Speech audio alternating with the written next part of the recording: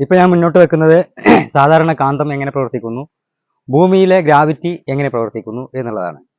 തീർച്ചയായും കാന്തം അതിലെ ആറ്റങ്ങളിലെ ഇലക്ട്രോണുകളെ പ്രത്യേക രീതിയിൽ ക്രമീകരിക്കുന്നത് രണ്ട് ധ്രുവങ്ങളിലേക്കാണ് എങ്കിൽ ഇവിടെ ഭൂമിക്ക് ചുറ്റുമുള്ള വായു എന്ന് പറയുമ്പോൾ അന്തരീക്ഷം, വ്യത്യസ്ത ലെയറിലുള്ള അന്തരീക്ഷം ഒരു ഗോളാവസ്ഥയാണ്. ഈ ഗോളാവസ്ഥ എങ്ങനെയാണ് ഇലക്ട്രോണുകളെ ക്രമീകരിക്കുന്നത് എന്നും പരസ്പരം ലയിക്കാത്ത രണ്ട് മൂലകങ്ങൾ, ദ്രവ്യങ്ങൾ പരസ്പരം ലയിക്കാത്ത സാഹചര്യത്തിൽ ഒന്ന് മറ്റൊന്നിനുള്ളിൽ അകപ്പെടുമ്പോൾ അത് പൂർണ്ണമായും ഗോളാകൃതി രൂപപ്പെടും.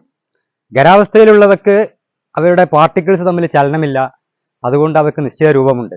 ദ്രാവകങ്ങളോ വാതകങ്ങളോ നിശ്ചയ രൂപമില്ലാത്ത ചലനമുള്ള ഘടകങ്ങളായതുകൊണ്ട് ഒന്ന് മറ്റൊന്നിനുള്ളിൽ അകപ്പെട്ടാൽ അകപ്പെട്ടത് ഗോളമാകും.